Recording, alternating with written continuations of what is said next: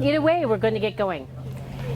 So a couple things about our programs here at the depot. We love having our July programs down here, celebrating our lovely depot, our lovely Wayzata Bay, and our beautiful landscaping and our garden railroad. But of course, our challenge is the weather. So our first system is how we're keeping our handouts safe. We're using our depot platform bricks. Secondly, we can't have a PowerPoint at this program because it's obviously too hard to show our PowerPoint down here. So we usually make some visual boards, which we did this year, and we can't stand them up because of the wind. So after the program, back up, tucked up there, we've got a couple of tables set up with some visual pictures for you to look at and some articles and things for you to read. So please make sure that you do that. And we've got some pictures here that we're going to be sharing with you as we go, and we're going to be just handing them out to the audience. So please just kind of circulate them to the people that are sitting around you so that everybody gets a chance to see them. All right? So with that, away we go with the history of 332 Broadway Avenue. So we know that piece of property today as the home of gold mine antiques.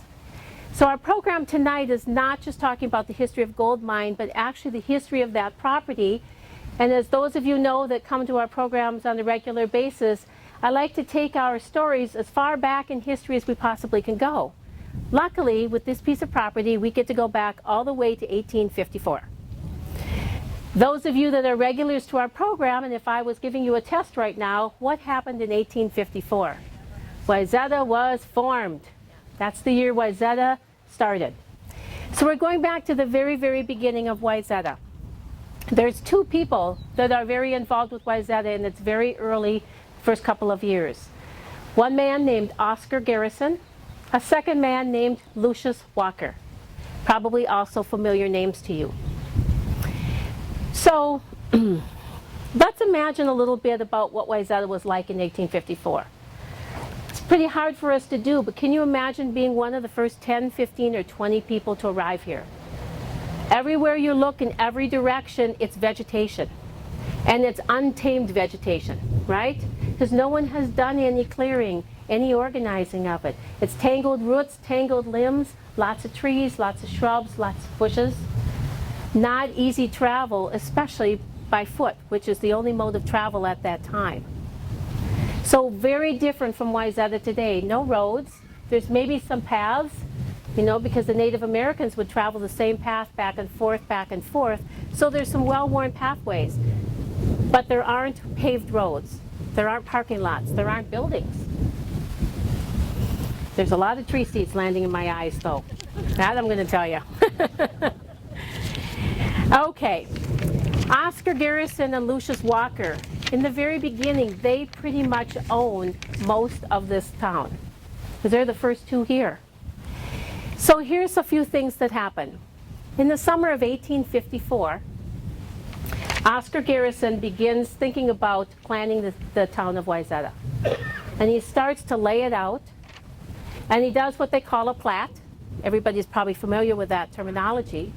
And what it means to plat a piece of land is that you start laying out the chunks of land into what they call blocks, and you decide where there's going to be streets, and you decide where there's going to be roads, or where there's going to be alleyways. And then you file that official plat map with the county. So Oscar starts planning the original plat of Wayzata in 1854. By 1855, he has it completed enough to file it. And actually, oh, look at Ginny, she's got it. Perfect. So this is a copy of the original plat map of Wayzata. And it's going to be kind of tough to pass it around, but we're definitely going to put it on the back table so that you can look at it afterwards. When you're looking at it, there's a couple things that I want you to take notice of. Notice that not every piece of land is included in the initial platting of the city or the village. That's an important piece for our story for tonight. Notice also some of the names of the streets. Walker Avenue, which we still have, that's named after Lucius Walker. There was a Garrison Avenue. That name went away, and that's now become our Wayzata Boulevard. There's a Mill Street. There's a Rice Street. We still have those two streets. Why do we have a street named Rice Street? Because most of Wayzata, especially east of Broadway Avenue, was swampland and marshland and wild rice paddies.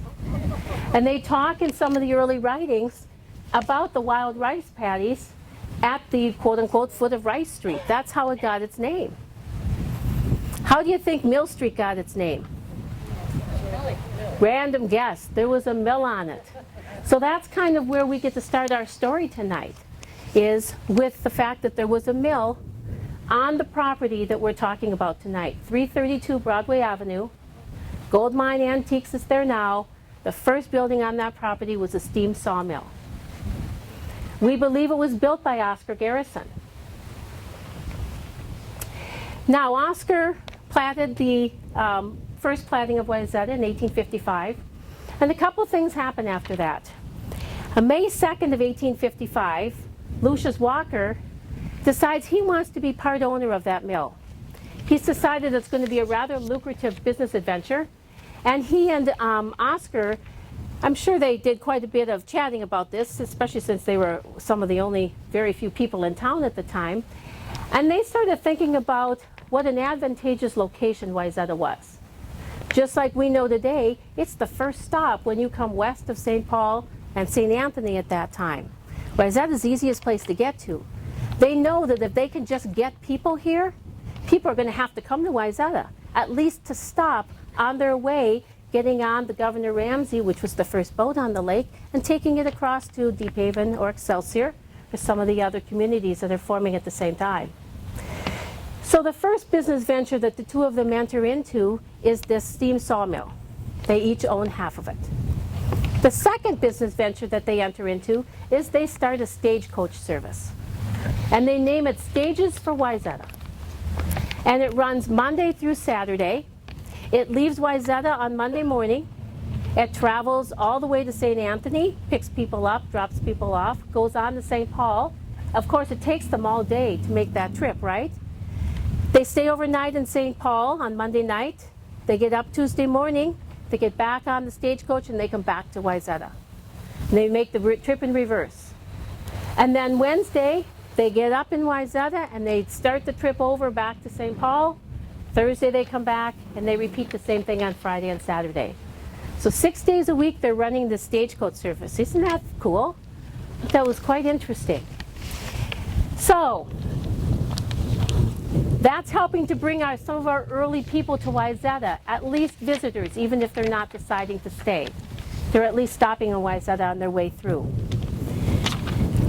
Well, there's more interesting things with Lucius and Oscar. And that is another huge business transaction that happens between the two of them. On November 12th of 1855, they decide they're going to do a little bit of a change-up with their ownership of Wayzata. So Garrison quitclaims all of his interest in the town, meaning the land that he owns, with the exception of 4 blocks. He keeps blocks 9, 12, 13, and 16, which don't mean anything to you now, but they will when you come up and look at the plat map. You'll be able to see those blocks on the plat map. He keeps those 4 blocks of Wayzata, he gives away all of his land except those 4 blocks. Also $1,500, and in exchange, he gets back full ownership of the mill. So the end of this transaction is that Oscar Garrison now fully owns the mill and 4 blocks of Wayzata, which is blocks 9, 12, 13, and 16, and Lucius Walker owns the rest of the entire town. Okay? Well, then there's a couple of sad things that happen. Oscar Garrison's mother dies very unexpectedly in 1855 in the summer, July to be exact. And then Oscar actually leaves Wayzata at the end of that year. So at the end of 1855, Oscar leaves, and it's just Lucius Walker left here now. Okay? I'm sorry? Yeah, the 4 blocks. Right, right. Now, one thing that I want to point out to you, Ginny, will you help me? If you'll just hold this up. When you come up and look at this, if you look at the lower right-hand corner, there's kind of a quadrilateral piece of land right here. Take note of that piece of land because that's what we're talking about tonight. within that little quadrangular space is the property that the gold mine sits on. And that's not part of the original plat of Wayzata. So it's this little strange shape down here in the lower right-hand corner when you come up and take a look at that map. Now, I mentioned already that the first building on that piece of property was a steam sawmill. And we talked about the fact that we have a mill street, right? Right now, we just have a little remnant left of Mill Street running just north of the Oddfellows building and kind of in that back parking lot, right, between the Muni and all of those other buildings. But if you look at some of the older maps of Wayzata, you'll notice that Mill Street was a lot bigger.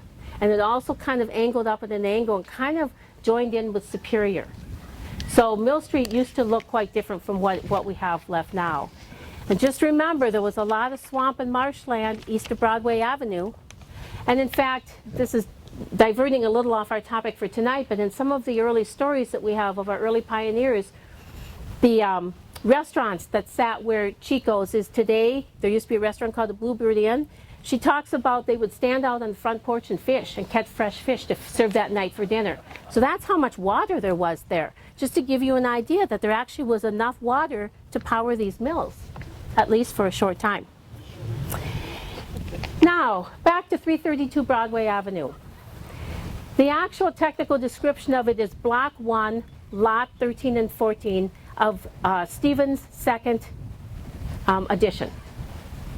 So we started doing a little bit more research now to find out about Stevens and what did all of this mean. So Stevens was a man named George Stevens. And we're still actually trying to find a lot out about George Stevens because we don't know very much about him. And so far, we haven't been able to really find a whole lot of information about him. But here's what we know so far. He's listed in Ancestry.com as a farmer in Plymouth prior to his arrival in Wayzata. He isn't, however, listed as a farmer once he gets to Wayzata. So we're not exactly sure what he did. But he owned a lot of land. A lot of land. Now, the other thing is he married a woman named Kate, so his wife was Kate Stevens. And one of the kind of fun things about George Stevens is that he and George Heatherly was one of our very early grocery store owners here in Wayzata. And George Heatherly was actually the first president of our village council in 1883. And by the way, 1883 is the year that Wayzata was incorporated as a village. So George Stephen and George Heatherly are the two that decided that they would go into Minneapolis and they would seek legal counsel and advice about how to serve an injunction against the railroad. And guess what the topic was? We want our tracks moved, right? You know bits and pieces about that story through the course of time. So remember that the railroad tracks were originally laid by the railroad and they sat much more toward where our Lake Street sits today. They did not sit where they are now. They were closer to Lake Street. The city people or the village people did not like the tracks there once they got laid down. At first they were excited, then they were less excited. They decided they wanted the railroad to move those tracks. So George Heatherly and George Stephen were the two that went into town and tried to talk and get some legal advice about how to serve an injunction. And as you know, their first attempt failed and their second attempt passed, and that is when James J. Hill is the one that actually moved the tracks closer to the lake. So that's a piece of that story anyways. The other thing that they actually also wanted to move besides the railroad tracks is they wanted to move the water tank and the pump house. Now, one of the other pictures I want to just tell you very quickly about when you go up and look at the visuals that we have, if you go to the far left railroad luggage cart, I've taped down a large visual display about the early story about this piece of property. Next to it in a little plastic folder is a wonderful picture that we have in our archives of the old original Mill Street. It's looking from east to west. And if you look on the far left corner of the picture, in the lower left-hand corner, in the treetops, you'll see a little peaked, pointed roof. That's the top of the water tower that served the steam engines of the early trains. And so you'll get a sense that it sat down on this end of town, kind of by the lake. And so you can see that little peak of that roof in that picture. All right, so the next thing we have is moving our bricks here. Thank you, Jenny. We have some copies of the next plat map. Now, this is the plat map from 1886 of the actual platting of the property that 332 Broadway is a part of. So this is a platting of what's called Stephen's second edition of Wayzata. Now, one of the details about this plat map is that the other thing that we know about George Stephen is that he did not live a long life. He died at a very young age of 40. He was born in 1845. He died in 1885. This edition was platted in 1886. It was actually platted and filed, or at least I should say it was filed by his wife, Kate. Okay? And so you'll be able to see on this plat map, I've highlighted lots 13 and 14. That's the location of 332 Broadway / Gold Mine Antiques. So I've highlighted those in blue when that map comes around to you. But the other interesting thing about this map is it's the entire piece of land that George Stephen owned. He owned a big chunk of Wayzata. So it's kind of fun to look at that map and study it a little bit. Now, George Stephen, this is his second edition, so guess what that means? He had a first edition, and he had what they call a Stephen's rearrangement. So I guess what happens once land has been platted, if they decide to move a boundary or the ownership of a piece of land, they refile and they'll label it a rearrangement. So if you look at the plat map, which is actually in our archives at this point, of 1898, you'll see that there's a Stephen's edition, a Stephen's rearrangement, and a Stephen's second edition. So quite a bit of land in Wayzata was owned by George and Kate Stephen. Okay, so that brings us a little bit more up to date. So we have a steam sawmill sitting on this property. We have not yet been able to find the exact date that that steam sawmill was removed. So we don't know what year it came down. But the thing that we do know is that the next structure to go up on that property was a very beautiful 3-story house. And I'm now going to turn the microphone over to Sue, and she is going to tell you some possible scenarios about the house and its builder and take you on through some next future years, and then I will come back and talk with you at the end. So hook that in your pants.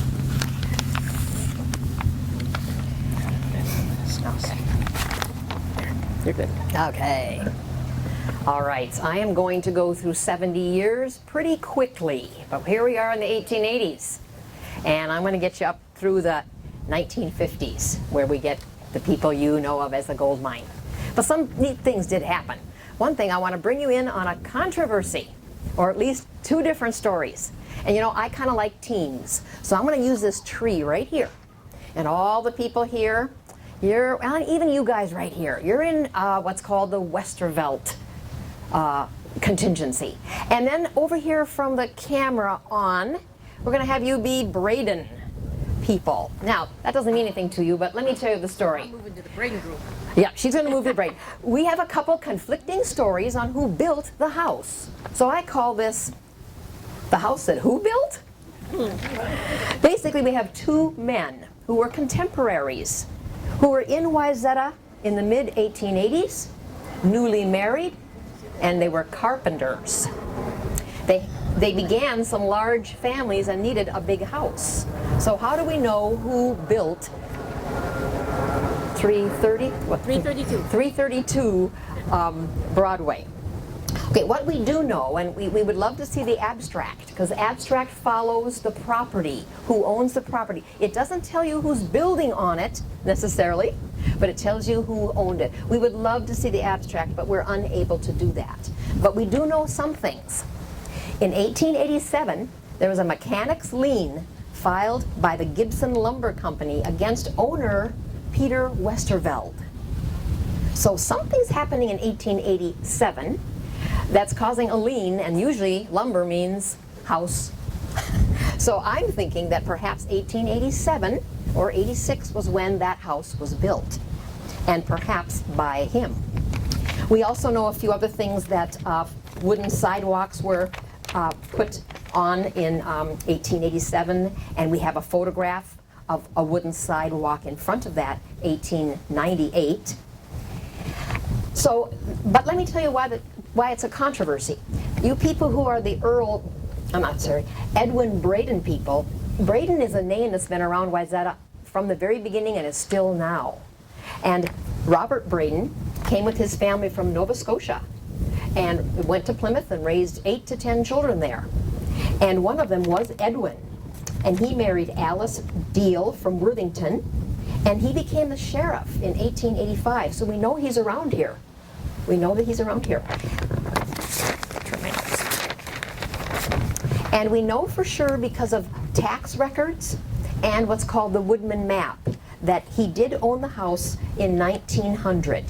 He and his wife and their 6 children lived in that house in the 1900s, but that still doesn't help us know if he built it or not. We know he lived there, and we have a picture of him and his family. Okay, so now Edwin Braden died in 1924, and we'll go into who had the house after that. But now about Peter Westervelt, the man I'm very interested in, because with that lien saying he used wood, he did something on that property. I'm thinking after he got married in 1880, he married Emily Churchill. And if you know much about our first cemetery stroll, you would have heard about Solomon Churchill was a sharpshooter in the Civil War. And he's buried right up there in the oldest cemetery by the little church. So his daughter at 19 marries Peter Westervelt. And then the children begin. There are 5 children: Maud, Maggie, Flora, Nettie, and Harry.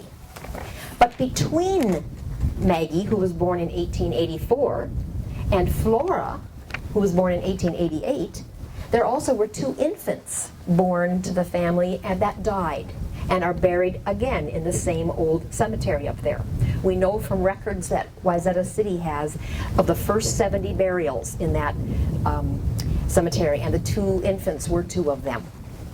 And he himself, Peter Westervelt, looking at his death certificate, which we've been able to see, is buried up at the cemetery.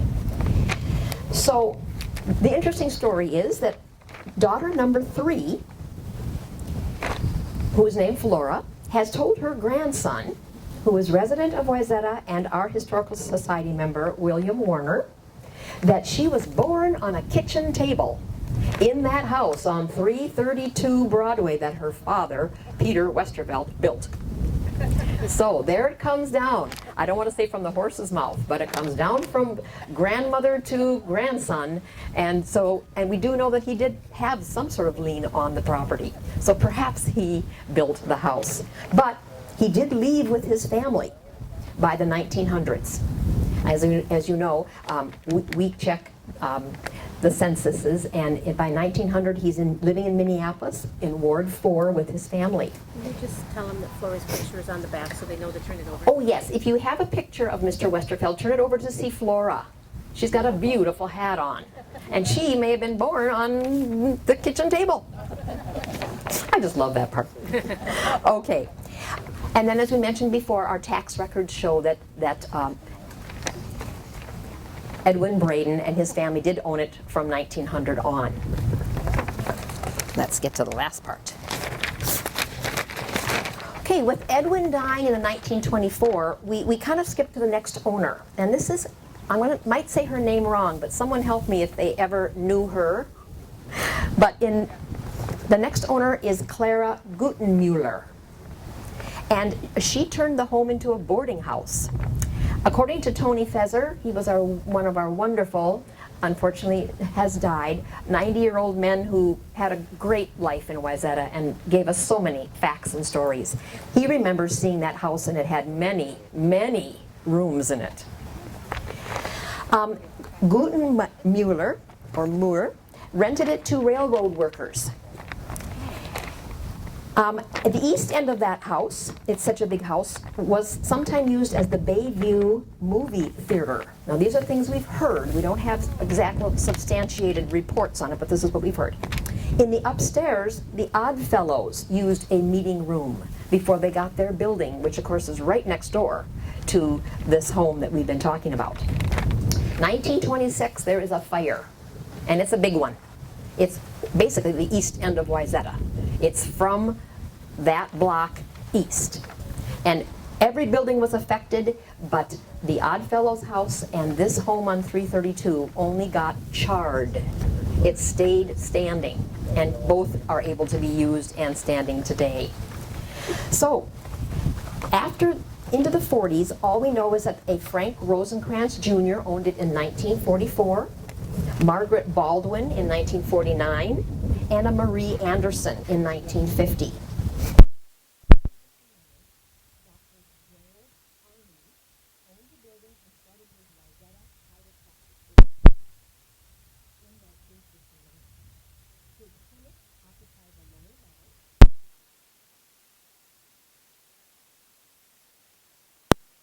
This is the hardest part of not having a podium, isn't it?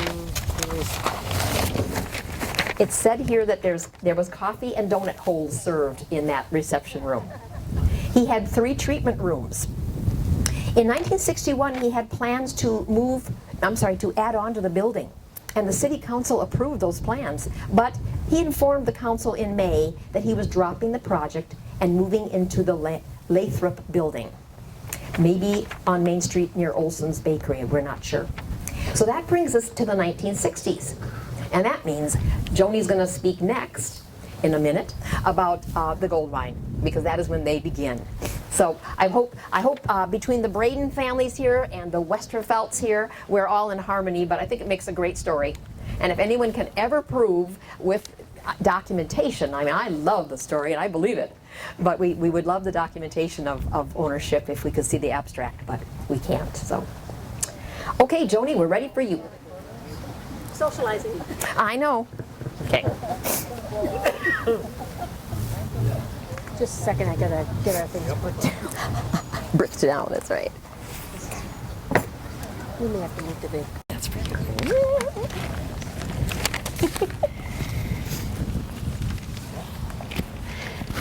Oh yeah. Oh my gosh. Sorry, we have a dual mic system because one so you can hear and then one so it goes into the taping. So you can see that this is very befuddling for us. All right, so now I have another photo that Ginny is going to pass around. And this is a wonderful photo of the house from about the mid to late 1920s. And I'm thinking it might look quite familiar for quite a few of you, maybe, because I don't know how long it looked like this. But there's a wonderful little storage shed type building in the front right part of the picture. So at the end, when we do questions and have you share stories, it'd be great if anybody can tell us anything about that little building in that picture.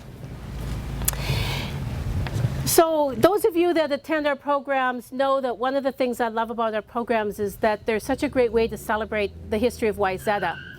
And so tonight I'm excited that we're celebrating the history of this property because very important for us to say to you that this is the oldest building left standing in Wayzata. And as history lovers that we are, we love the fact that it's still standing. We're very, very excited about that. And not only is it the oldest building that's left standing in Wayzata, it is the oldest continuously occupied building. This building has never been without a tenant, ever. It's always had a business, it's always had a family, it's always had apartments occupied. Whatever its use has been, it has always been in use. It's never been empty, which I think is pretty fantastic. So the oldest game in town is getting all the publicity, right? Getting all the people wanting to be in it. And these guys love it, so. Okay, so our most recent history with 332 Broadway is gold mine antiques. And I have to say I've really enjoyed doing a little research on this business. I've enjoyed meeting the ladies from the gold mine that I've chatted with. I want to especially thank Jean Crognes because she's been very, very kind. She's talked with me on the phone. She's spent time with me, shared her photo album with me, and I really want to thank her. That's this wonderful lady here in the teal jacket. She's going to actually come up and talk with you a little bit later. But truly, if there aren't people like this that are willing to do this, it's really hard for us to pull history together. And it was so incredibly invaluable for her to share her photo album with us so that we could scan all of the photos that they've taken of their memories of their time together. So really wonderful, and I thank you very, very, very much for that. Yeah, exactly. So I think this business is a fun story because it's so unique. So it starts with 22 women that are good friends. They live in Edina, they live in South Minneapolis, they live in Wayzata. One of the things that these 22 women have in common is, guess what? They are collectors, and they are good at it. Now, I don't know if everybody here is a collector. I'll speak for myself. I am. Those of you that are, what happens to us when we keep collecting? Pretty soon, you either have to thin your collection out or you have to build an addition to start housing your collection, right? I mean, something has to happen. So that's what happened to these 22 women, is their collections were getting so large, and of course, they wanted to continue adding to their collection. So they came up with a great solution. So these 22 women formed a business. It took them about 30 days to come up with the idea and open their business. And they created the antique business, and it started out as kind of a combination of an antique and a women's kind of exchange business. And their first original goal was that the profits would be donated to charities. So they had an agreement that each of them would put $200 into the pot. They would therefore kind of have $200 worth of stock in the business. They would donate 5 antiques, and that would be their initial inventory to start from. So that's kind of how this business was started. Took them about 30 days to get that up and running.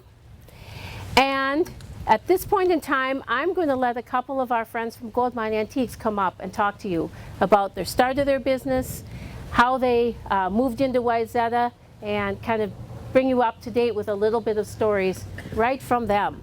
Who's going to start? Jean? Janet? Why don't you come up here with me? So this is Jean Crogness and Janet McMillan, right? Correct. Thanks, you Great. both. Thanks so much. Yes. Okay, now I don't Oh, wait, got to change mics. Okay, I need a brick.